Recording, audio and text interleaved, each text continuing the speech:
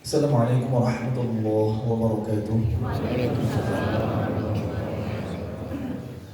Alhamdulillahi wa kafa, wassalatu wassalamu ala rasulillahi al-mustafa wa ala alihi wa sahbihi ahli sidqi wal wafa. Rabbi shrah li sadri wa yassir li amri wahlul 'uqdatam min lisani yafqahu qawli. Kita bersyukur kepada Allah atas semua nikmat yang telah Allah limpahkan untuk kita, yang dengan itu kita gunakan untuk ketaatan, kita gunakan untuk menyempurnakan amal soleh kita. Maka kita harus banyak-banyak mengucapkan hamdalah, memuji Allah. Alhamdulillahilladzi bi ni'matihi tatimmus shalihat. Mari kita memperbanyak shalawat kepada teladan kita, panutan kita, junjungan kita, baginda Nabi Muhammad SAW. Semoga dengan kita banyak bersalawat, mempelajari sejarah hidupnya, dan berusaha mengamalkan sunnah-sunnah Nabi, Allah akan memilih kita di antara umat Nabi kelak yang mendapatkan syafaat di yaumil akhir nanti. Amin ya rabbal alamin. Yang saya hormati dan saya muliakan para asatidzah, para sesepuh alim ulama, tokoh-tokoh masyarakat, pengurus masjid, alim muqarrabin, masya Allah. Mudah-mudahan kita semuanya jamaahnya adalah hamba-hamba Allah yang ditekatkan dengan surga. Amin. Amin. Ulaikal muqarrabun fi jannatin na'im. Ayah bunda yang berbahagia, teman-teman seperjuangan yang disayang Allah, dan adik-adik semuanya yang mudah-mudahan kita semua makin disayang dan mendapatkan ridho Allah Subhanahu wa taala. Saya sangat bersyukur bisa bersilaturahim, bersilatuukhuwah dengan masyarakat di Bukit Tinggi ini. Masih Bukit Tinggi ini? Udah agam ya? Perasaan tadi cuma 10 menit dari Bukit Tinggi, udah melewati perbatasan aja ya, di tanah Minang inilah ya, saya nyebutnya lebih umum. Saya sangat bersyukur ya, masya Allah. Sejatinya saya banyak belajar ya datang ke sini, apalagi begitu landing itu langsung teringat Allah yarham Buya Hamka. Ya, kalau langsung berkunjung ke kampungnya Buya Hamka itu rasanya nasihat-nasihat Buya Hamka itu lebih hidup di hati kita ya. Masya Allah, tabarakallah. Dan memang Buya Hamka itu salah satu yang menginspirasi saya untuk dekat dengan Al-Quran. Karena semasa hidup beliau ya, saksi hidup dari putra beliau yaitu Irfan Hamka, betapa semasa hidupnya ulama kita itu mendapatkan banyak sekali kemuliaan, mendapatkan banyak sekali karomah ya, disebabkan tidak lepas lisannya dengan zikrullah dan selalu akrab dengan Al-Quran. Setiap kali ada kesempatan, ada waktu luang, Buya Hamka selalu membuka mushaf Al-Quran, selalu mengaji, selalu membaca Al-Quran. Di saat-saat sulit, di saat-saat genting, pertolongan Allah itu seolah dekat. Misalnya ketika agresi militer Belanda, ya dulu Buya Hamka itu pernah keluar masuk hutan ya, di zaman penjajahan dulu deh, pernah keluar masuk hutan, berbulan-bulan di dalam hutan belantara, padahal banyak harimaunya, tapi keluar dengan selamat. Kemudian ketika agresi militer Belanda, pernah berdiam di sebuah rumah gadang bersama rekan-rekan yang lain, tapi di tengah malam itu seolah ada sinyal, ada yang membangunkan, ada yang mengetuk-ngetuk lantai kayu, seolah ada yang membangunkan tanda bahaya. Entah dari mana itu. Kemudian Buya Hamka bangun mengajak, ayo kita pergi, akan ada bahaya. Yang percaya tetap lanjut tidur, yang nggak percaya tetap lanjut tidur, yang percaya pergi gitu. Belum jauh pergi dari situ, tiba-tiba rumah itu udah dikepung oleh Belanda dan dibakar. Masya Allah, tabarakallah. Dan pernah ketika Buya Hamka dan keluarganya melaksanakan ibadah haji, kemudian berkunjung ke negara-negara tetangga, masih di Jazirah Arab ya. Saat kembali lewat darat menggunakan mobil, ada seorang supir, tiba-tiba terjadi hujan besar. Nah, kalau hujan besar di gurun pasir, di gunung batu, itu nggak akan diserap. Beda dengan di kita, akan menjadi banjir bandang, akan muncul air bah yang besar sekali.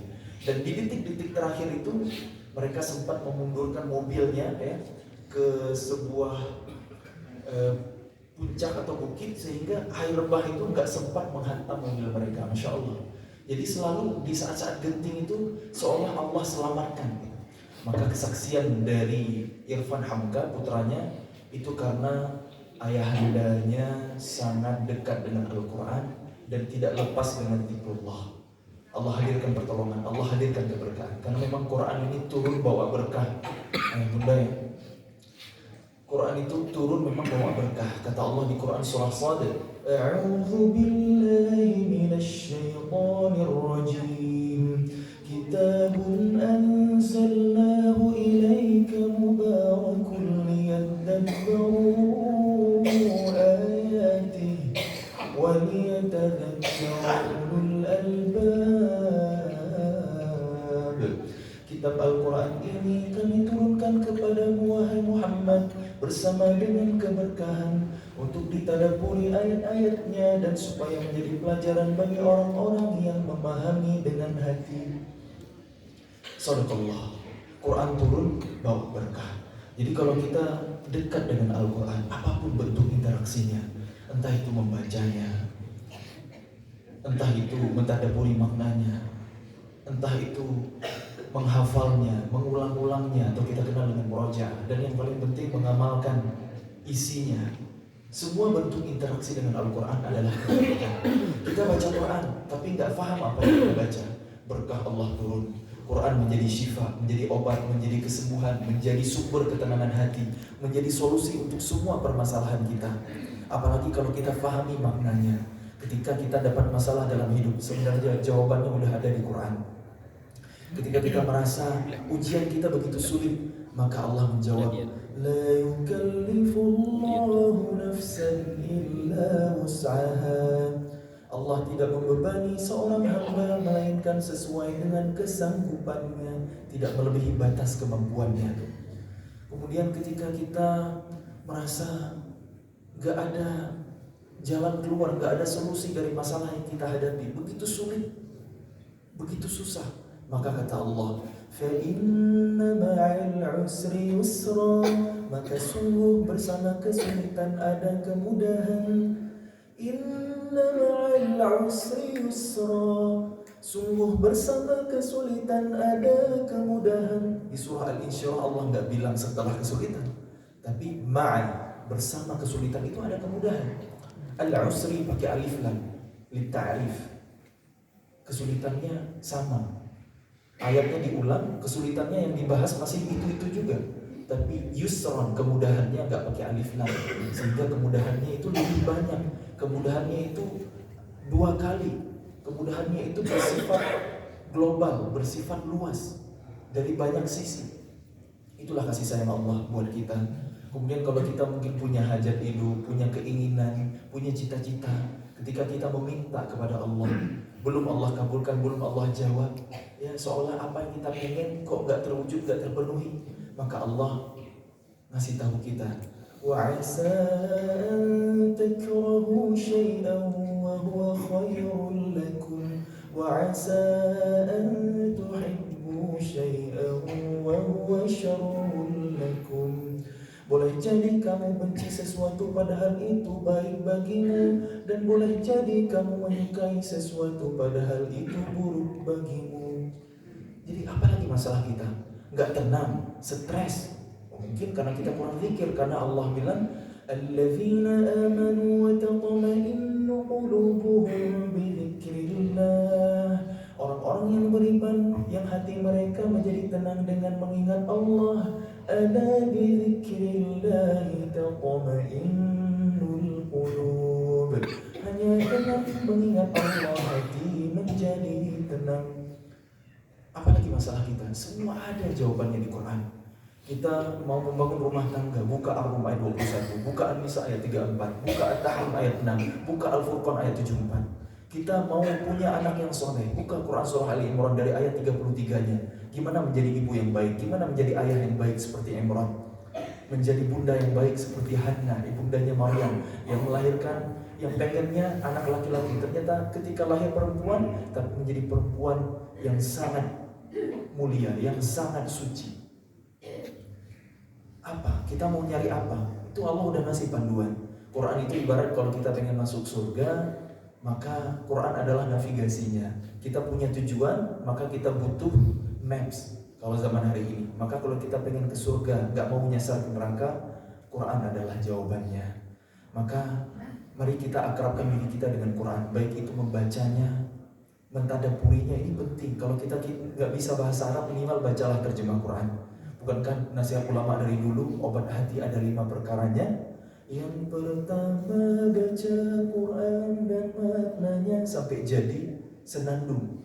Sudahkah kita amalkan ini? Karena begitu banyak orang-orang yang saya tanya ya di berbagai kesempatan, ada nggak yang khatam Quran plus terjemah walaupun seumur hidup sekali? Jarang yang mengangkat tangan. Jangan sampai kita diantaranya ya. Jangan sampai kita nggak pernah khatam Quran, karena Quran itu adalah kalamullah. Allah lagi ngajak ngomong kita.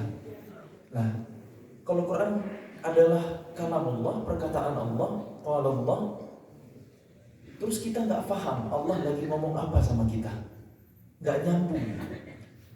Kalau gitu gimana Quran akan menjadi sahabat kita? Sementara sahabat adalah lebih dari sekedar teman. Sahabat itu saling tahu, sahabat itu akrab. Kalau kita nggak diakuin sahabat sama Quran, gimana nasib kita di akhirat nanti? Padahal Rasulullah SAW bilang, Iqra'ul Quran fa innahu ya'ti yawmal qiyamah syafi'an li ashabi. Bacalah Quran, kelak pada hari kiamat Quran akan memberikan syafaat, pertolongan kepada sahabatnya ketika di dunia. Maka buat adik-adik atau teman-teman yang hari ini masih menuntut ilmu, masih di pondok pesantren, masih di rumah Quran, masih di pondok tahfidz yang memperdalam ilmu Al-Quran, yang menghafal Quran. Sejatinya menghafal Quran itu bukan hanya untuk anak-anak, bukan hanya untuk santri, tapi untuk semua kita. Gak mengenal usia, karena Rasulullah SAW pun ketika Quran turun usianya sudah 40 tahun, kepala 4. Abu Bakar As-Siddiq saat masuk Islam usianya 37 tahun. Saat itulah mereka orang-orang mulia menerima Quran. Jadi Quran itu tidak mengenal usia, sudah Allah mudahkan untuk semua kalangan. وَلَقَدْ يَسَّرْنَا الْقُرْآنَ لِلذِّكْرِ فَهَلْ مِن مُدَّكِرٍ. Telah kami mudahkan Al-Quran untuk diingat, untuk dihafal, untuk dipelajari. Adakah kalian menjadi bagian orang-orang yang mengambil pelajaran darinya? Di Quran Surah Al-Qamar ayat ini Allah ulang 4 kali. Ayat 17, 22, 32, dan 40-nya. Ini penegasan dari Allah bahwa Quran itu mutlak mudah. Yusrun, mudah tanpa tapi, tanpa kecuali. Berbeda dengan sahlun. Sahlun itu mudah tapi relatif. Itulah dalamnya bahasa Arab. Itulah mu'jizatnya bahasa Al-Quran. Kalau yusrun mudah, gak pakai tapi, gak ada kecuali. Belajar Quran, menghafal Quran mudah untuk semuanya. Tapi kalau belajar bahasa Arab aja, itu sahlun, mudah. Bagi anak kecil yang lahir besar di Arab, gak usah belajar 5 tahun udah fasih ngomong bahasa Arab. Tapi buat kita yang bukan bahasa ibu, butuh perjuangan, butuh effort lebih. Tapi kalau menghafal Quran, bisa gak bisa bahasa Arab, mudah. Anak kecil ataupun orang tua, mudah. Normal ataupun berkebutuhan khusus, cerebral palsy atau autis. Betapa banyak anak-anak yang kita lihat mungkin secara kasat mata punya kekurangan spesial, berkebutuhan khusus, tapi mereka hafal Quran. Ada Najah dari NTB, ada Fajar dari Bandung. Ini adalah bukti mukjizat dari Allah bahwa Quran itu yusrun. Walaqad yassarnal Quran lidzikr. Quran itu Allah mudahkan untuk dihafal, untuk diingat, untuk dipelajari. Pertanyaannya, apakah kita mau mempelajarinya, mau menghafalnya, mau mendalaminya, mau memahaminya, mau mengamalkannya? Quran sudah Allah mudahkan, tapi bukan untuk kita anggap remeh. Oh, Quran gampang, gak gitu konsepnya. Kita harus berjuang. Ya, Quran itu bukan cepet-cepetan, bukan banyak-banyakan, tapi yang penting kita terus bersama Quran. Terakhir di Quran surah Al-Hijr ayat 9 Allah berfirman, Inna nahnu nazzalna dzikra wa inna lahu lahafizun. Sesungguhnya kamilah yang menurunkan Al-Quran dan kami pula yang menjaganya. Kalau kita tadabburi ayat ini, Allah memilih subjek atau dhamir nahnu, kami. Kenapa bukan anak? Kenapa bukan akulah yang turunkan Quran dan akulah yang menjaganya? Allah Maha Kuasa. Tapi kenapa Allah berfirman kami? Inilah mukjizat Quran. Karena ahlul Quran itu dimuliakan oleh Allah. Ahlul Quran itu adalah ahlullah, keluarganya Allah. Ketika dengan kuasa Allah, Allah mengutus malaikat Jibril untuk menyampaikan wahyu, untuk menurunkan Quran kepada Rasulullah SAW, Maka Allah bilang kamilah yang menurunkan Quran. Seolah Allah memuliakan malaikat Jibril, karena malaikat Jibril adalah pemimpinnya para malaikat dengan tugasnya yang sangat mulia menurunkan wahyu. Semua yang berhubungan berkaitan dengan Quran Allah muliakan. Malam turunnya Lailatul Qadar yang lebih baik dari 1000 bulan. Bulannya Ramadan, Sayyidus Syahr. Harinya Jumat, Sayyidul Ayyam. Tempat turunnya Makkah Al-Mukarramah, Madinah Al-Munawwarah yang penuh kemuliaan dan keberkahan. Nabinya, Nabi kita Muhammad SAW, Khatamul Anbiya wal Mursalin. Wa innaka la'ala khuluqin 'azim. Sungguh pada diri Muhammad ada akhlak yang agung, budi pekerti luhur, karena akhlak Rasulullah adalah Quran. Kana khuluquhul Quran, begitu kata Sayyidah Aisyah radhiyallahu anha. Kemuliaan Rasulullah adalah dengan akhlaknya yang merupakan Al-Quran. Semua yang berhubungan dengan Quran Allah muliakan. Makanya Allah berfirman, Inna nahnu nazzalna dzikra. Kamilah yang menurunkan al-dzikra, yaitu Al-Quran. Wa inna lahu lahafizun, dan kami pula yang menjaganya. Siapa kami yang Allah maksud di kalimat berikutnya?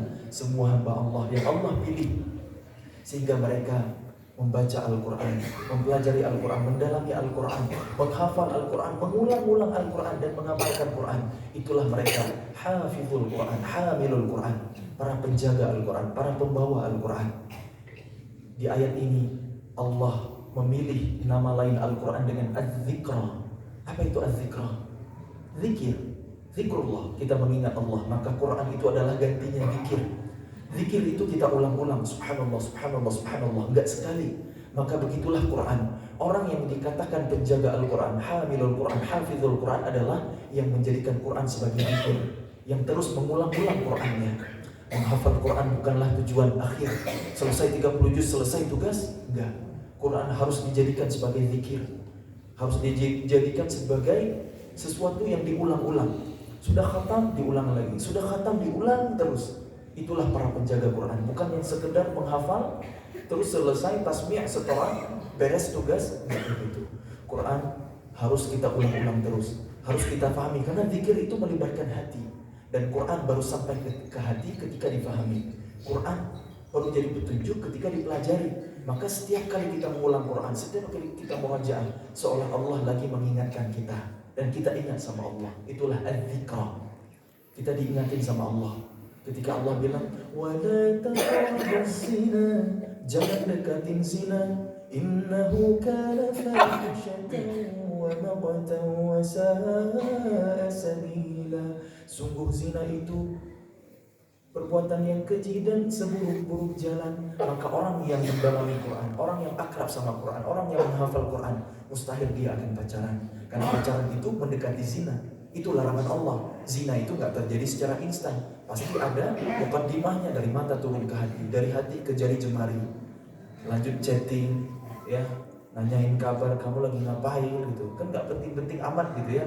Nah itu ujian buat anak muda di zaman digital ini. Maka kalau dia dekat sama Quran, dia takut sama Allah. Setiap kali dia murajaah sampai ke surah Al-Isra, dia membaca wala taqrabuz zina, hatinya menjadi bergetar, imannya menjadi bertambah. Wa idza tuliyat 'alaihim ayatuhu zadatuhum imana. Apabila mereka mendengar ayat-ayat Allah dibacakan kepada mereka, bertambahlah iman mereka. Itulah ahlul Quran. Setiap kali baca Quran, seolah Allah berbicara dengan mereka. Wa bil walidaini ihsana, dan berbuat baiklah kepada kedua orang tua. Mustahil anak yang hafal Quran, yang paham Quran itu akan bahagia. Dan seterusnya dan seterusnya. Wa ahallallahu al-bai'a wa harrama riba. Mustahil bakal kerja di bank konvensional, mustahil bakal mengambil transaksi yang enggak diridhoi Allah Subhanahu wa taala, dan seterusnya dalam berkehidupan. Karena Quran ini bukan hanya ritual. Quran bukan hanya kitabul ibadah yang ketika kita baca satu hurufnya alfu hasanah, tapi Quran juga harus menjadi kitabul hidayah yang memberi petunjuk untuk kehidupan kita, harus ngapain kita dalam kehidupan di dunia ini. Semoga Allah rahmati kita, sayangi kita semuanya untuk dekat dengan Quran, supaya kita dibela sama Al-Quran nanti di akhirat, dan kita semuanya selamat. Mudah-mudahan sebagaimana Allah kumpulkan kita di waktu yang singkat, di subuh yang penuh dengan keberkahan ini yang didoakan oleh Nabi, Allahumma barik li ummati fi bukuriha. Ya Allah, berkahilah umatku di waktu paginya. Maka mudah-mudahan kita nanti akan dimasukkan oleh Allah ke dalam surga tertinggi, surga Firdaus, bersama para anbiya, bersama para nabi, bertetangga kita semuanya, insya Allah. Wallahu a'lam bishawab. Karena setelah ini ada sesi lagi bersama ustadz kita, bersama ulama kita. Jadi mohon maaf saya tidak memperpanjang kalam. Saya pun mohon izin ayah bunda, setelah ini akan berangkat ke tanah datar. Jadi butuh persiapan, sehingga bukan saya nggak mau berlama-lama, tapi waktu belum mengizinkan. Mudah-mudahan kita bisa bersua di lain kesempatan. Kalaupun ini tatap muka terakhir, kita berharap Allah akan mengumpulkan kita lagi di surganya. Amin amin amin. Wallahu a'lam bishawab. Semua yang benar dari Allah, yang salah pasti dari kebodohan saya sendiri. Semoga Allah selalu bimbing kita kepada pemahaman yang paling dekat dengan kebenaran. Akhirul kalam, billahi taufiq wal hidayah. Wassalamualaikum warahmatullahi wabarakatuh.